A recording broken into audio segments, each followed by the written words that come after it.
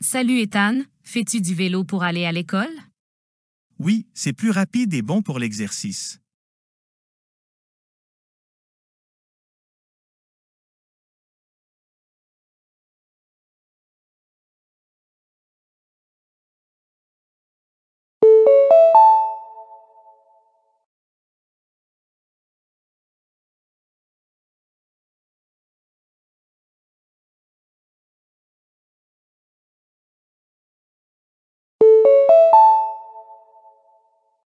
Bonjour Fiona, aimes-tu danser?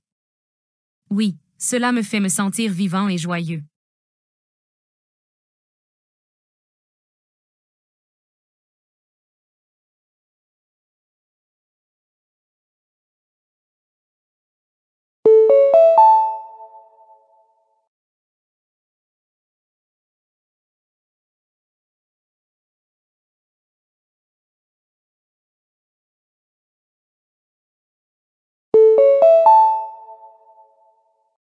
Salut George, conduis-tu pour aller au travail?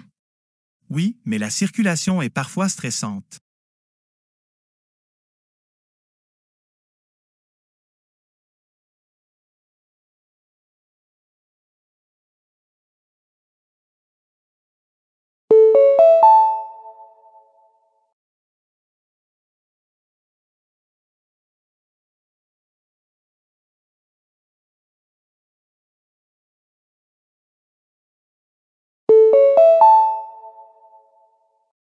Bonjour Anna, fais-tu souvent des pique-niques? Oui, c'est relaxant et amusant avec des amis.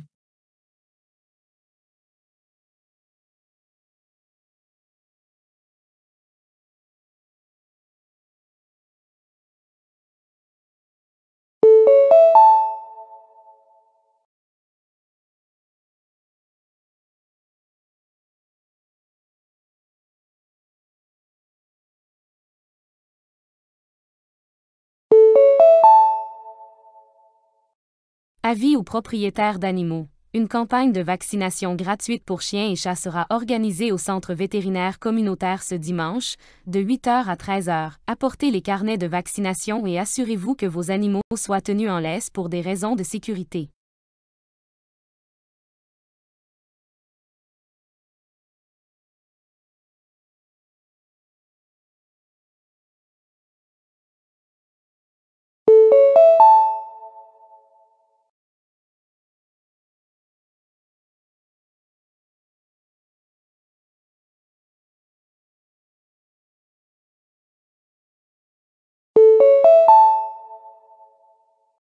À tous les passagers voyageant depuis la gare de Hillcrest demain, veuillez noter que le train express à destination de la capitale partira 30 minutes plus tôt que d'habitude en raison d'ajustements sur la ligne ferroviaire.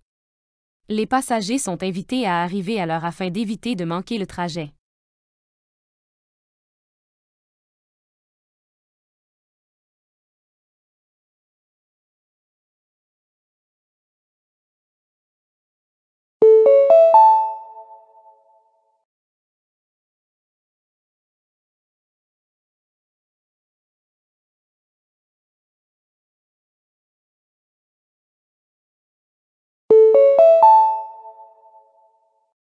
Avis aux participants de la conférence. La séance d'ouverture du Sommet international des affaires a été déplacée dans la salle B en raison de problèmes techniques imprévus dans la salle A.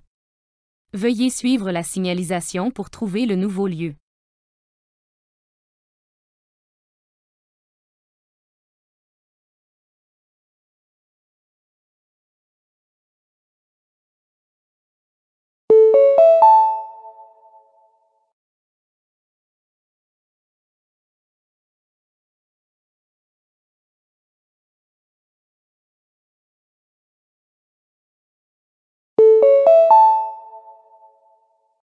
Le département de la santé de la ville rapporte que des tests de qualité de l'eau de routine ont révélé une légère contamination dans les conduites du district sud. Les habitants sont priés de faire bouillir l'eau du robinet avant de la consommer jusqu'à nouvel ordre.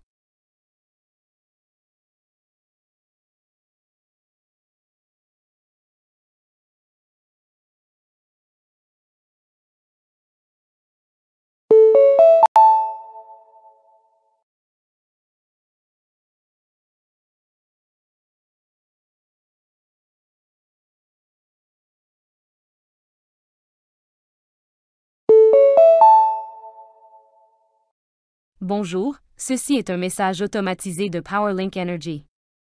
Notre système indique que votre facture d'électricité pour la période en cours n'a pas encore été réglée. Veuillez effectuer le paiement avant lundi afin d'éviter une suspension de service. Vous pouvez régler le montant via notre site web ou notre application. Si le paiement a déjà été effectué, veuillez ignorer cet avis. Merci de votre attention.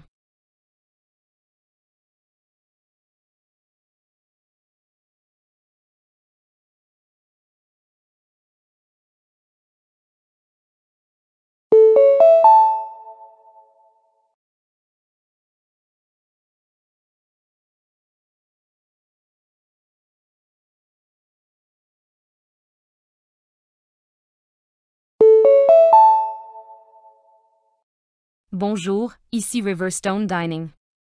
Nous appelons pour confirmer votre réservation de table pour 4 personnes ce samedi à 20 heures. Veuillez noter que les tables sont conservées seulement 15 minutes après l'heure prévue. Si vos plans changent, merci de nous en informer à l'avance.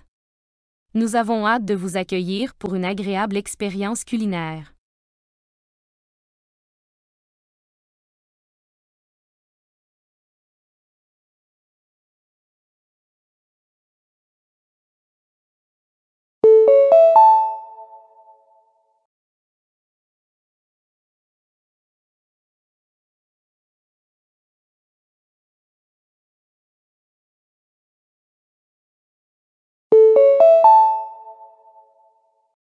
Bonjour, ici Alex de Speedlin Courrier. Nous avons bien reçu votre demande de ramassage pour le colis ID 98214. Notre agent de livraison passera entre 15 heures et 17 heures aujourd'hui.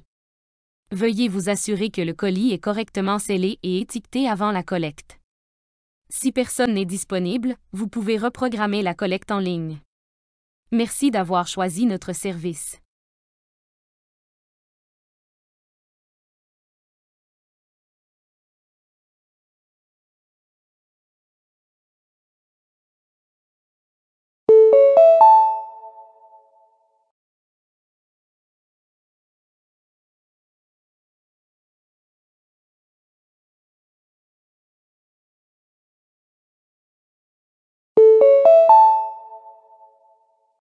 Bonjour, ici le centre de diagnostic de Matterview Labs.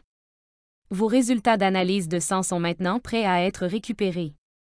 Vous pouvez les retirer à tout moment entre 9 heures et 17 heures, du lundi au vendredi. Si vous souhaitez les recevoir par courriel, veuillez répondre avec votre identifiant enregistré. Pour toute consultation, contactez directement votre médecin prescripteur. Merci d'avoir choisi notre laboratoire.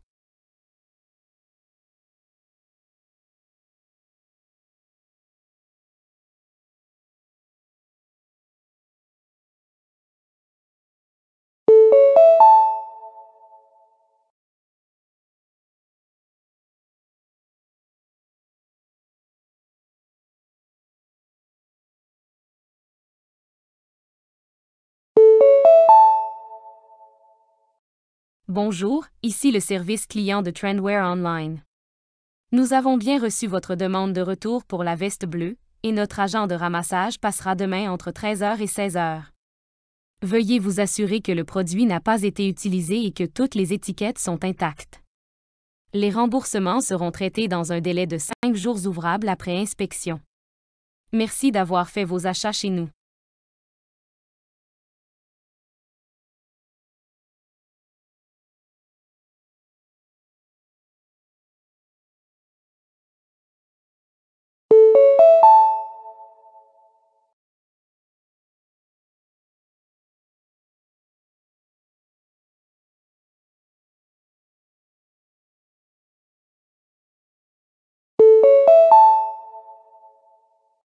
Bonjour, ici le service des ressources humaines de Apex Systems. Nous souhaitons vous informer que votre candidature au poste d'associé marketing est en cours d'examen final. Les candidats présélectionnés seront contactés d'ici la fin de la semaine prochaine pour l'étape suivante. Nous vous remercions de l'intérêt que vous portez à notre entreprise.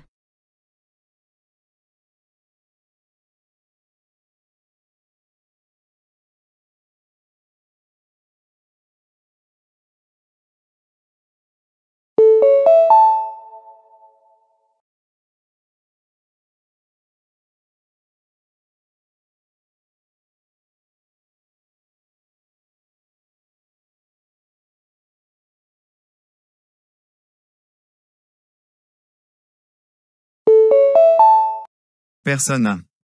Je suis fermement convaincu que le télétravail devrait remplacer les bureaux traditionnels. Les avantages sont indéniables, plus grande autonomie, réduction du stress lié au déplacement et productivité accrue. Les bureaux sont devenus des vestiges d'une gestion fondée sur le contrôle. En faisant confiance aux employés pour s'autoréguler, nous économisons des ressources et favorisons le bien-être mental. L'avenir du travail repose sur la flexibilité, pas sur la présence physique. Personne B. Faire du télétravail la norme est irréaliste et socialement néfaste.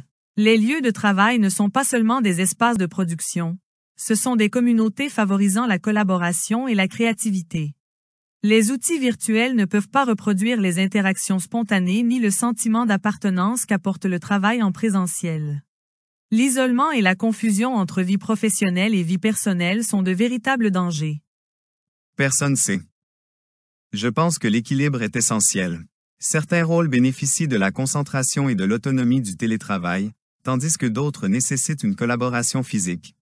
Les modèles hybrides permettent aux entreprises de rester efficaces sans perdre la cohésion sociale. L'objectif ne devrait pas être le tout télétravail ou le tout bureau, mais une combinaison bien calibrée des deux.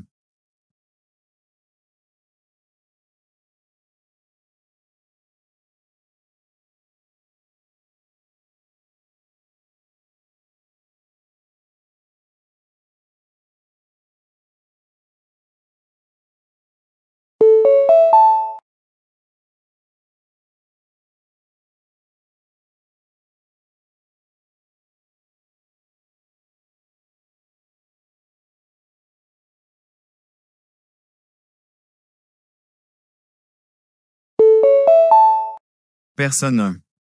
Les examens sont des reliques dépassées d'un système obsédé par la mémorisation. L'évaluation continue reflète l'apprentissage réel, pensée critique, collaboration et créativité. Elle mesure la progression plutôt que la performance sous pression. Supprimer les examens instaurerait un système éducatif plus équitable et centré sur l'humain. Personne 2. Supprimer les examens serait catastrophique. Ils garantissent l'objectivité, la comparabilité et la rigueur.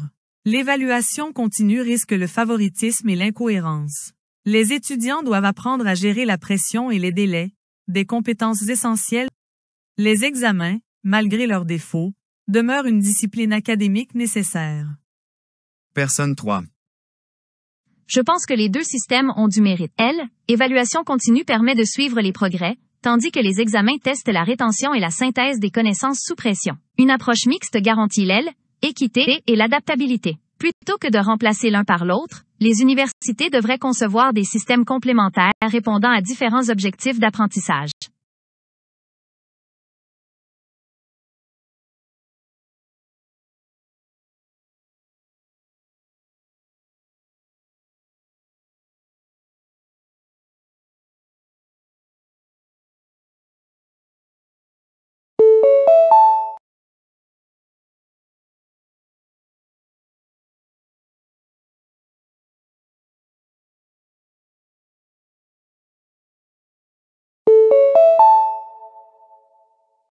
Vous écoutez Futur Lévis Radio. La ville intelligente utilise des capteurs et des données pour améliorer la circulation, la consommation d'énergie et la gestion des déchets. Les partisans affirment que ces technologies rendent les villes efficaces, durables et réactives. Cependant, les critiques avertissent qu'une surveillance constante risque de compromettre la vie privée. La question de savoir à qui appartiennent les données et comment elles sont utilisées reste floue. Si rien n'est régulé, Ces infrastructures intelligentes pourraient devenir des outils de contrôle plutôt que d'émancipation. Le dilemme est de savoir si la technologie renforcera la liberté ou la sacrifiera ou non de l'efficacité.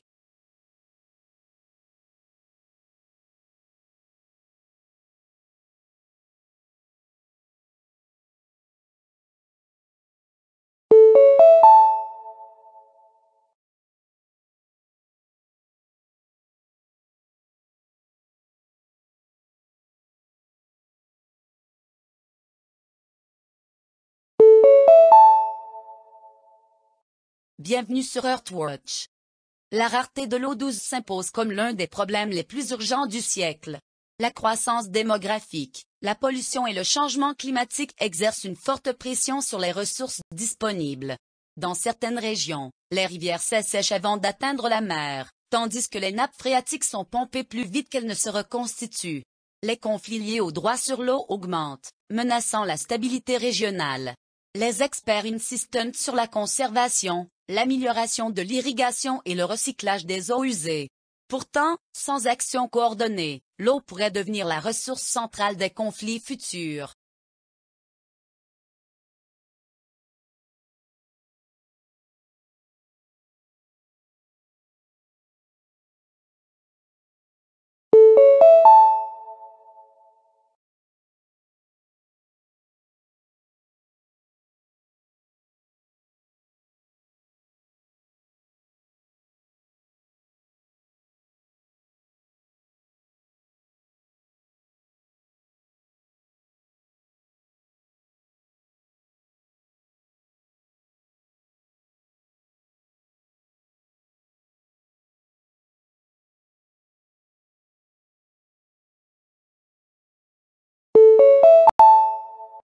Docteur Morales, ces dernières années, le phénomène de la fatigue numérique a attiré l'attention des neuroscientifiques et des chercheurs en comportement. Pourriez-vous expliquer comment l'exposition constante aux écrans modifie nos processus cognitifs et nos réactions émotionnelles? Absolument. Une interaction prolongée avec les appareils numériques entraîne une surstimulation du cortex préfrontal, la région responsable de la gestion de l'attention et de la prise de décision. Le passage continu entre notifications, flux de réseaux sociaux et tâches professionnelles fragmente notre concentration mentale, produisant ce que nous appelons un résidu attentionnel. Cela empêche le cerveau d'atteindre une concentration profonde. Sur le plan émotionnel, la surcharge visuelle combinée à un contenu dicté par les algorithmes induit des cycles dopaminergiques semblables à ceux observés dans l'addiction. Chaque micro-interaction, like, message ou défilement provoque de brefs pics de plaisir suivis de phases de manque, ce qui accroît l'anxiété et diminue la motivation générale. À long terme, ces schémas transforment le système de récompense du cerveau, réduisant la tolérance aux environnements à faible stimulation tels que la lecture ou la communication en face à face.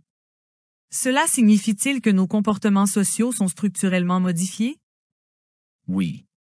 Les études montrent qu'une immersion numérique prolongée redéfinit les normes sociales, le contact visuel devient inconfortable, l'empathie diminue et les individus développent un mélange paradoxal d'hyperconnexion et d'isolement. Fait intéressant, les populations qui pratiquent régulièrement des détox numériques ou imposent des routines sans écran montrent une récupération cognitive partielle et une meilleure régulation émotionnelle. Docteur Morales, ces dernières années, le phénomène de la fatigue numérique a attiré l'attention des neuroscientifiques et des chercheurs en comportement. Pourriez-vous expliquer comment l'exposition constante aux écrans modifie nos processus cognitifs et nos réactions émotionnelles? Absolument. Une interaction prolongée avec les appareils numériques entraîne une surstimulation du cortex préfrontal, la région responsable de la gestion de l'attention et de la prise de décision. Le passage continu entre notifications, flux de réseaux sociaux et tâches professionnelles fragmente notre concentration mentale, produisant ce que nous appelons un résidu attentionnel. Cela empêche le cerveau d'atteindre une concentration profonde. Sur le plan émotionnel, la surcharge visuelle combinée à un contenu dicté par les algorithmes induit des cycles dopaminergiques semblables à ceux observés dans l'addiction. Chaque micro-interaction, like, message ou défilement provoque de brefs pics de plaisir suivis de phases de manque, ce qui accroît l'anxiété et diminue la motivation générale. À long terme, ces schémas transforment le système de récompense du cerveau, réduisant la tolérance aux environnements à faible stimulation tels que la lecture ou la communication en face à face. Cela signifie-t-il que nos comportements sociaux sont structurellement modifiés? Oui. Les études montrent qu'une immersion numérique prolongée redéfinit les normes sociales, le contact visuel devient inconfortable, l'empathie diminue et les individus développent un mélange paradoxal d'hyperconnexion et d'isolement. Fait intéressant, les populations qui pratiquent régulièrement des détox numériques ou imposent des routines sans écran montrent une récupération cognitive partielle et une meilleure régulation émotionnelle.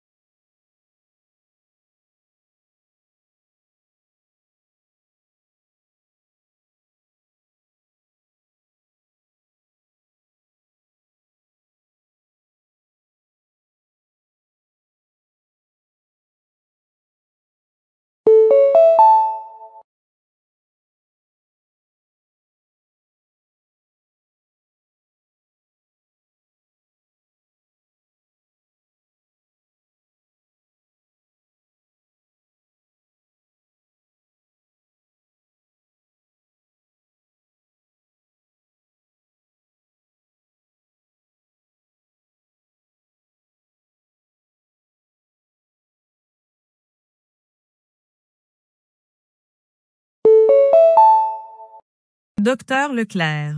Les découvertes archéologiques récentes suggèrent que les premières civilisations urbaines géraient les ressources environnementales de manière bien plus stratégique qu'on ne le pensait. Pourriez-vous préciser?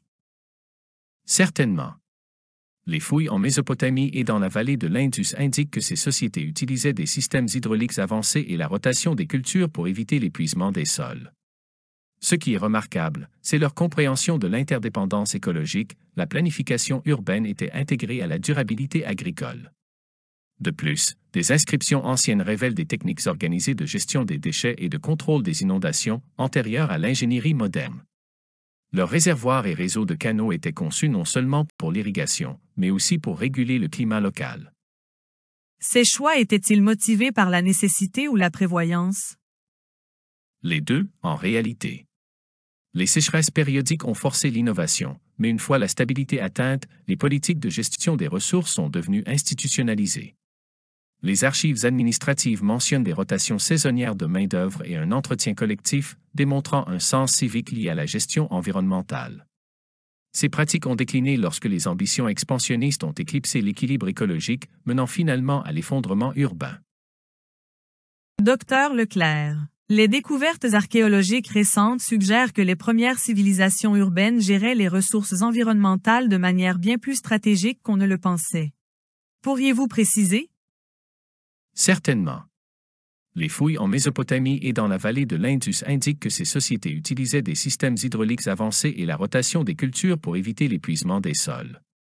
Ce qui est remarquable, c'est leur compréhension de l'interdépendance écologique, la planification urbaine était intégrée à la durabilité agricole.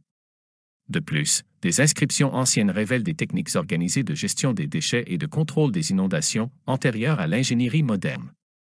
Leurs réservoirs et réseaux de canaux étaient conçus non seulement pour l'irrigation, mais aussi pour réguler le climat local. Ces choix étaient-ils motivés par la nécessité ou la prévoyance? Les deux, en réalité. Les sécheresses périodiques ont forcé l'innovation, mais une fois la stabilité atteinte, les politiques de gestion des ressources sont devenues institutionnalisées. Les archives administratives mentionnent des rotations saisonnières de main-d'œuvre et un entretien collectif, démontrant un sens civique lié à la gestion environnementale. Ces pratiques ont décliné lorsque les ambitions expansionnistes ont éclipsé l'équilibre écologique, menant finalement à l'effondrement urbain.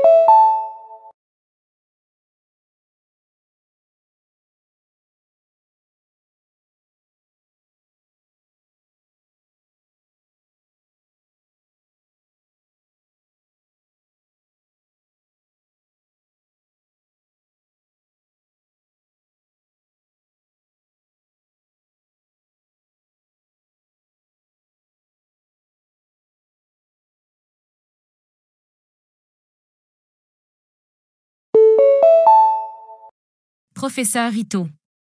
L'informatique quantique est souvent décrite comme un changement de paradigme dans la science de l'information. Qu'est-ce qui la rend fondamentalement différente de l'informatique classique? Contrairement aux bits classiques qui existent sous la forme de 0 ou de 1, les bits quantiques ou qubits peuvent occuper plusieurs états simultanément, un phénomène appelé superposition. Combiné à l'intrication, cela permet aux processeurs quantiques de traiter des calculs d'une complexité exponentielle que les systèmes classiques ne peuvent gérer. Cependant, maintenir la cohérence quantique est difficile. Les qubits sont extrêmement sensibles aux fluctuations de température et aux interférences électromagnétiques. Cette fragilité nécessite des environnements cryogéniques et des protocoles sophistiqués de correction d'erreurs. L'informatique quantique à grande échelle est-elle proche de la réalité? Nous progressons, mais la mise à l'échelle reste le principal obstacle. Les prototypes actuels peuvent exécuter certaines tâches de modélisation moléculaire ou l'analyse cryptographique plus rapidement que les superordinateurs, mais les applications polyvalentes restent encore lointaines. Néanmoins, les implications théoriques remettent en question notre compréhension du calcul et du déterminisme. Professeur Ito. L'informatique quantique est souvent décrite comme un changement de paradigme dans la science de l'information. Qu'est-ce qui la rend fondamentalement différente de l'informatique classique? Contrairement aux bits classiques qui existent sous la forme de 0 ou de 1, les bits quantiques ou qubits peuvent occuper plusieurs états simultanément, un phénomène appelé superposition. Combiné à l'intrication, cela permet aux processeurs quantiques de traiter des calculs d'une complexité exponentielle que les systèmes classiques ne peuvent gérer. Cependant, maintenir la cohérence quantique est difficile. Les qubits sont extrêmement sensibles aux fluctuations de température et aux interférences électromagnétiques. Cette fragilité nécessite des environnements cryogéniques et des protocoles sophistiqués de correction d'erreurs. L'informatique quantique à grande échelle est-elle proche de la réalité? Nous progressons, mais la mise à l'échelle reste le principal obstacle.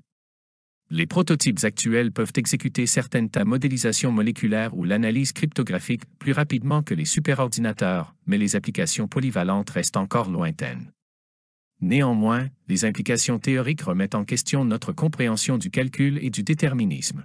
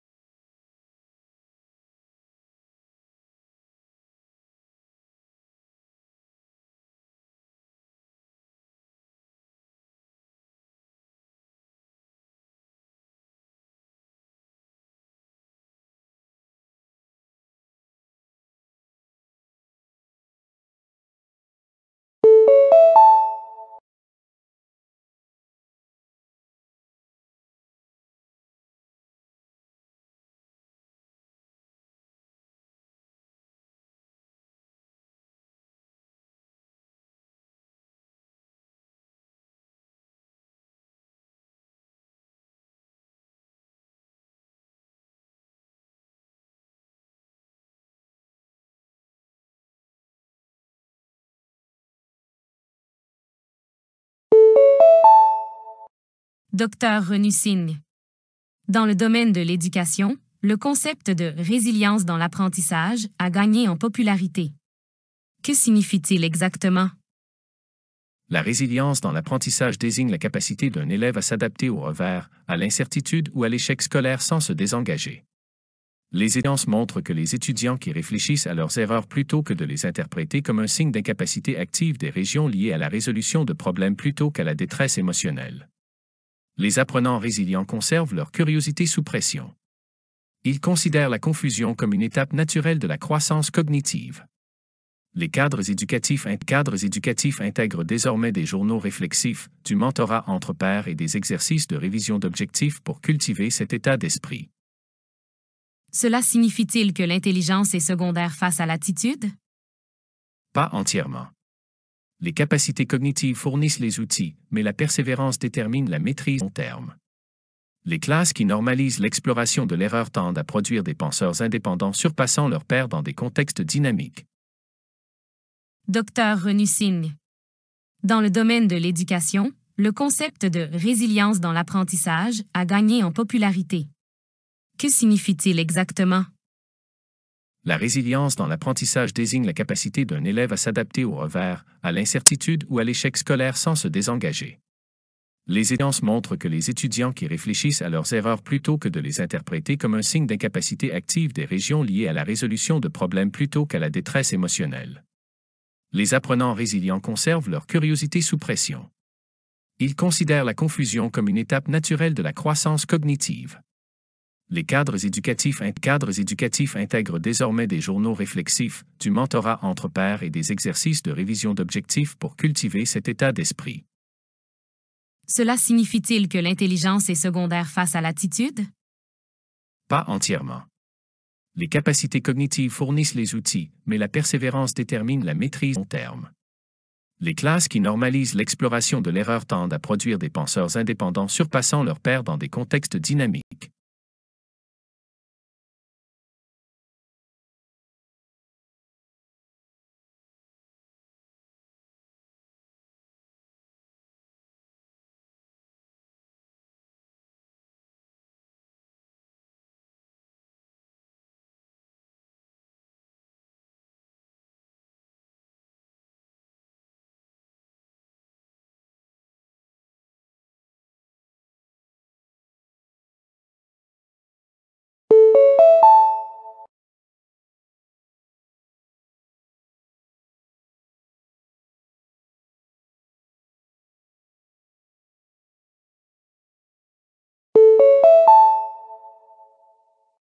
Les véhicules électriques, VE, redéfinissent le transport en offrant des alternatives plus propres aux voitures à essence. Alimentés par des batteries rechargeables, ils n'émettent aucun polluant par les gaz d'échappement et réduisent l'empreinte carbone. Les avancées dans la technologie des batteries prolongent l'autonomie et réduisent les coûts. Les gouvernements encouragent leur adoption par des subventions et des infrastructures de recharge. À mesure que la sensibilisation du public augmente, les VE représentent non seulement une innovation, mais aussi un tournant essentiel vers une mobilité durable et écologique.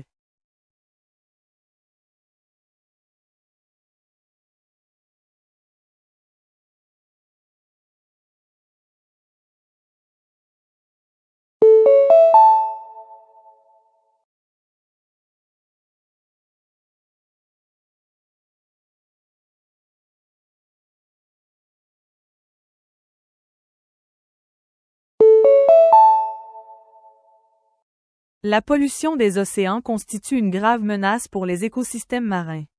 Les déchets plastiques, les marées noires et les produits chimiques toxiques contaminent les eaux et nuisent à la vie marine.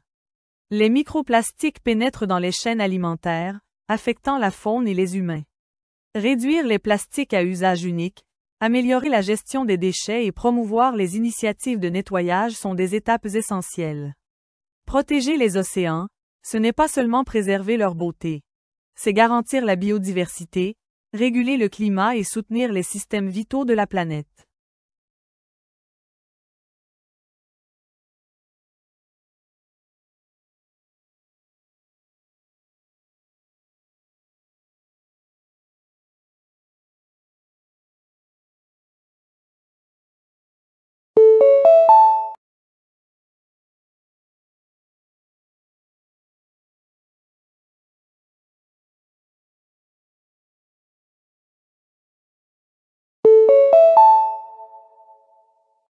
Les déchets électroniques, ou e-déchets, figurent parmi les polluants mondiaux à la croissance la plus rapide.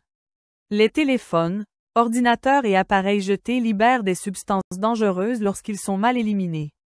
Le recyclage et la remise à neuf des appareils permettent de récupérer des matériaux précieux et de réduire l'impact sur les décharges. Les gouvernements et les entreprises mettent en œuvre des programmes de reprise pour encourager une élimination responsable. Des habitudes de consommation conscientes, comme réparer plutôt que remplacer, peuvent considérablement réduire les e-déchets et protéger la santé humaine et environnementale.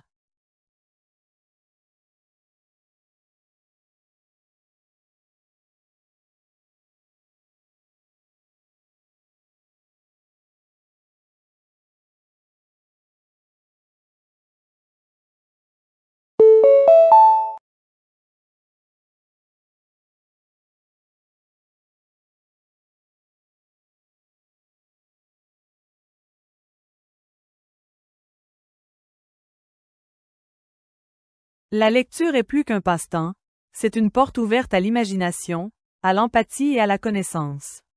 Les livres transportent les lecteurs vers d'autres mondes, cultures et points de vue. La lecture régulière améliore le vocabulaire, la concentration et la pensée critique.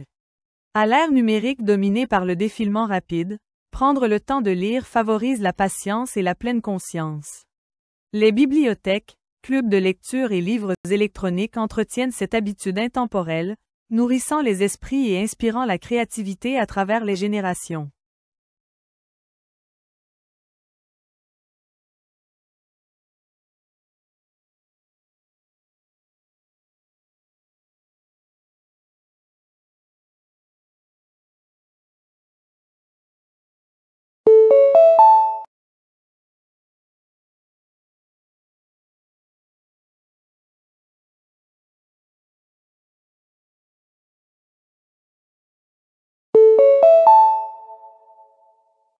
Maintenir un équilibre entre vie professionnelle et vie personnelle est essentiel au bonheur et à la productivité à long terme.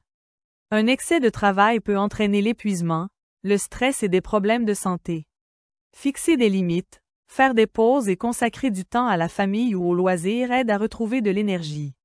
Les employeurs reconnaissent de plus en plus que des employés équilibrés sont plus performants et motivés. Dans un monde rapide, l'harmonie entre carrière et vie personnelle reflète l'intelligence émotionnelle et le soin de soi.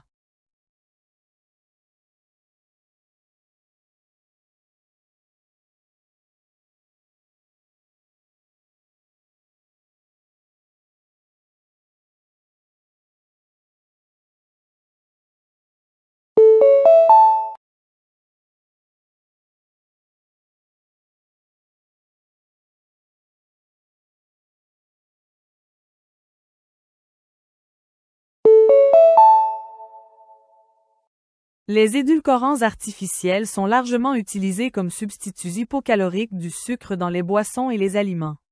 Bien qu'ils contribuent à réduire l'apport calorique et à gérer le diabète, leurs effets à long terme demeurent controversés. Certaines études suggèrent des liens avec un déséquilibre intestinal et des fringales accrues. La modération est essentielle. Remplacer le sucre occasionnellement peut soutenir les objectifs de santé sans créer de dépendance. Comprendre les ingrédients et faire des choix alimentaires réfléchis permet de maintenir un équilibre entre goût et bien-être.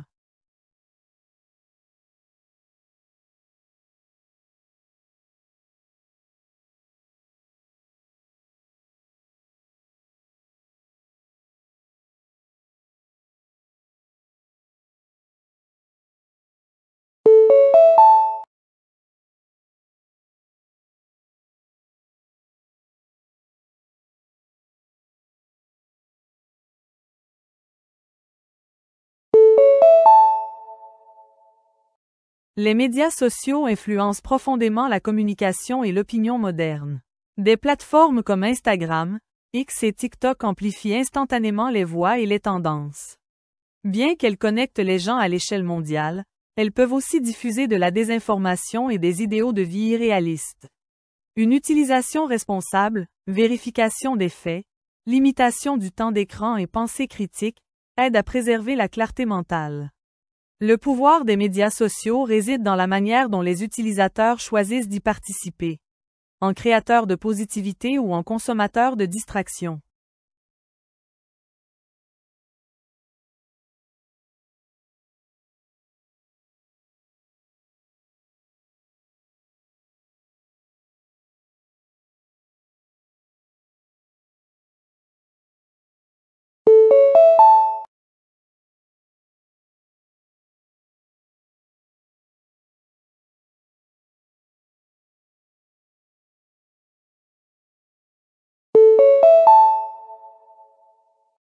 Le travail à distance est passé d'un privilège rare à une pratique courante. Il offre flexibilité, réduction des trajets et meilleure concentration pour de nombreux employés. Cependant, il brouille parfois la frontière entre maison et bureau, rendant la discipline indispensable. Les outils numériques permettent la collaboration à travers les continents, créant une main-d'œuvre véritablement mondiale. Les entreprises qui équilibrent autonomie et responsabilité trouvent que le télétravail n'est pas seulement efficace, mais aussi profondément motivant pour les employés.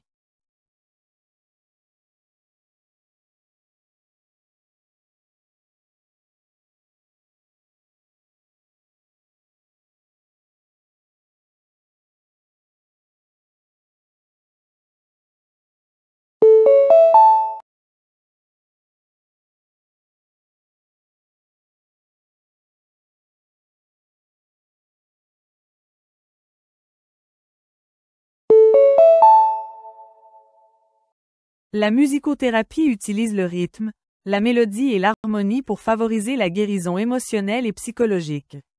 Écouter ou créer de la musique peut réduire le stress, améliorer l'humeur et aider à la récupération chez les patients souffrant d'anxiété, de traumatisme ou de troubles neurologiques. Elle comble les lacunes de la communication, offrant du réconfort lorsque les mots manquent. À mesure que la recherche progresse, les hôpitaux et les centres de conseil intègrent de plus en plus la musicothérapie comme approche holistique du bien-être.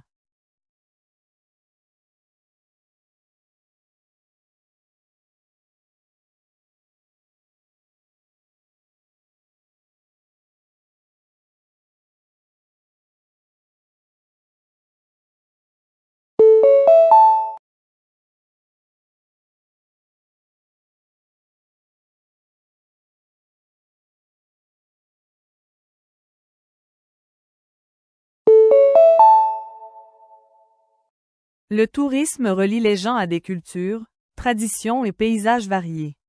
Il favorise la compréhension et la croissance économique, mais peut aussi menacer le patrimoine s'il n'est pas encadré. Le tourisme responsable met l'accent sur le respect des communautés locales, la protection de l'environnement et la préservation culturelle. Les voyageurs qui s'engagent avec conscience enrichissent non seulement leurs expériences, mais soutiennent aussi le développement durable. Lorsqu'il est pratiqué de manière éthique, le tourisme devient un pont entre les nations et les générations.